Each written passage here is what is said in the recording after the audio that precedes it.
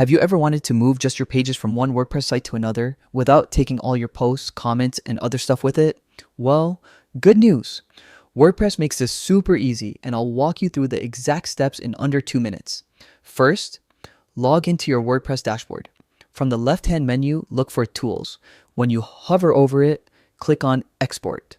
Now you'll see a few options. This is where you can decide what type of content you want to export.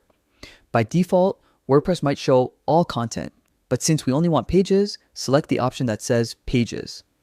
If you want to narrow it down even more, you can refine your export by choosing a specific author, status like published or draft, or even a date range.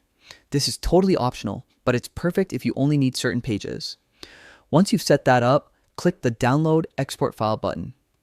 WordPress will instantly generate an XML file that contains only your selected pages and prompt you to save it on your computer. And that's it. You've successfully exported your WordPress pages. You can now import this file into another site or keep it as a backup for safekeeping. If this quick tutorial helped you out, make sure to drop a like and share it with someone who might need it. Thanks for watching, and I'll catch you in the next one.